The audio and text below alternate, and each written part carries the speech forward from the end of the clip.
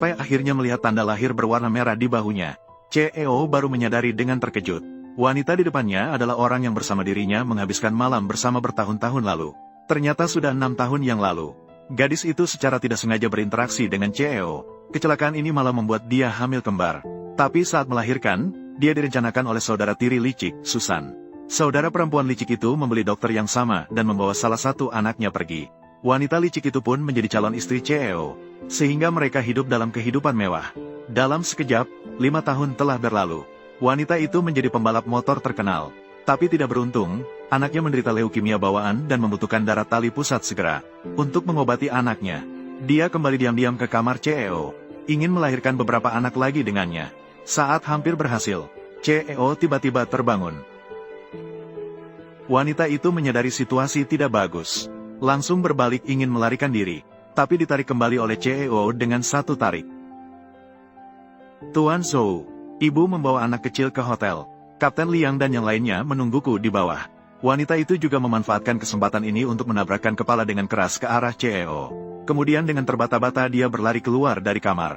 Setelah keluar dari kamar, wanita itu membawa anaknya pergi makan. Tanpa disangka, wanita licik itu juga kebetulan datang masuk bersama anaknya. Kenapa orang ini sangat mirip Susan? Saat itu, CEO juga masuk ke ruangan.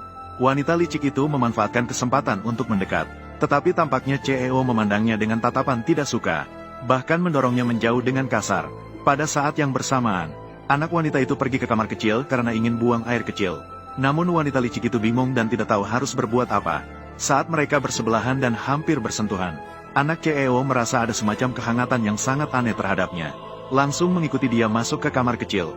Dua saudara kembar yang belum pernah bertemu ini, akhirnya bertemu untuk pertama kalinya. Keduanya merasa sangat terkejut. Kenapa kamu dan aku wajahnya sama? Aku tebak mungkin karena kita kakak beradik. Kemungkinan besar kita saudara sebapak. Jadi, kamu adik aku? Sungguh hebat. Aku punya adik. Tidak bisa. Kalau aku ikut kamu, bagaimana dengan ibuku? Apakah kamu tidak ingin tahu, kenapa ayah dan ibu berpisah? Apakah kamu ingin bertemu dengan ibu? Karena kita sangat mirip satu sama lain. Jika memiliki identitas di luar, wanita segera menutupi wajah dengan tangannya dan berusaha melarikan diri lagi. Dengan begitu, kamu bisa menikahi ibu.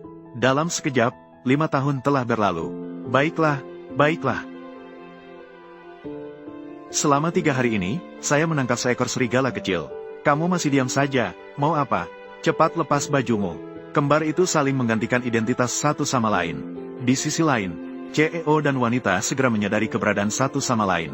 Wanita itu langsung menutupi wajahnya dengan tangan dan mencoba kabur lagi. Tak disangka, CEO kembali meraih tangannya dan menariknya kembali. Lin Yu, bawa beberapa orang ke sini. Selama 3 hari ini, aku menangkap seekor anak serigala. Tuan Zhou, sebelumnya, semuanya salah saya.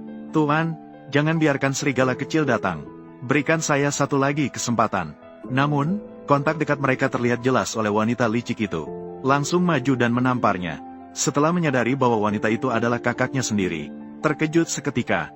Apakah kalian saling mengenal? Iya sayang, ini adalah kakak tiri sebapakku, Susan. Mereka sudah menikah. Aku malah menyebutnya adik ipar secara resmi. Jika Susan tahu aku telah menukar anak, apakah posisiku sebagai wanita utama di keluarga ini masih bisa dipertahankan? Adik, bolehkah aku tidak membawa tanda pengenal ini? Tidak boleh, harus dibawa. Ingat, selama kita belum menyelidiki dengan jelas. Sebelum kita berpisah karena alasan apa, tidak boleh diketahui, mengerti. Tenang, aku memang pandai berakting.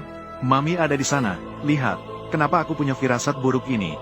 Kakak, aku ingat ayah pernah berkata, jika tidak ada izin darinya, kamu tidak boleh masuk ke restoran Jiangjeng.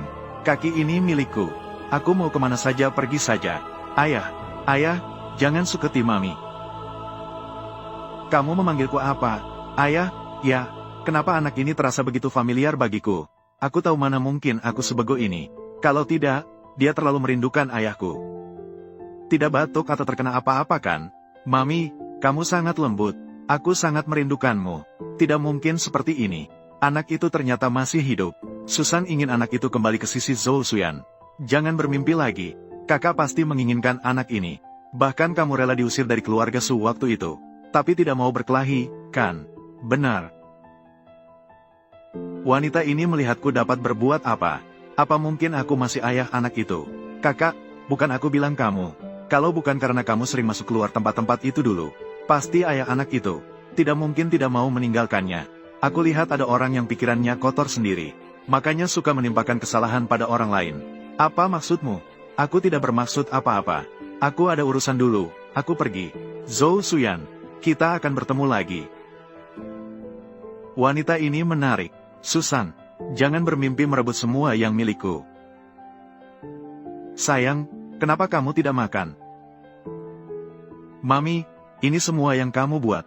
Ya nanti kalau kamu mau makan apa, Mami akan buatkan untukmu.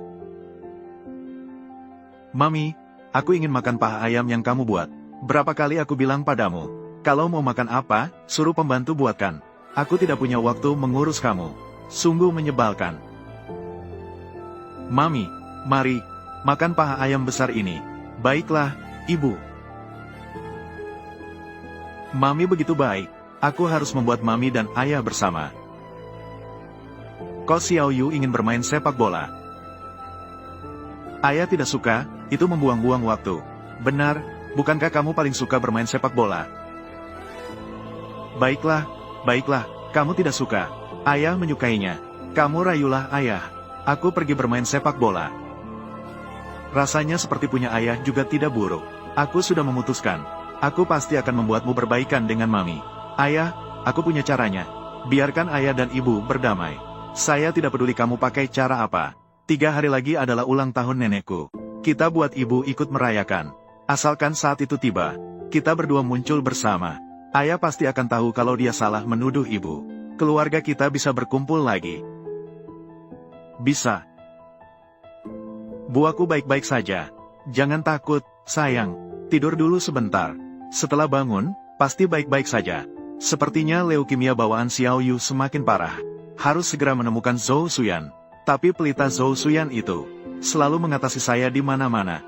Sama sekali tidak membiarkan saya mendekat. Nona Su, Tuan Zhou sudah bilang, tidak diizinkan mendekati dia dalam jarak 100 meter. Halo, Kola. Aku tidak peduli apa caramu. Harus mencari Zhou Xuyan. Adik, aku berhasil di sini. Sekarang tinggal tergantung kamu. Ibu sudah lewat. Aku harus segera mengatur agar ayah datang. Bu. Sanshan, selama bertahun-tahun ini, aku akhirnya menemukan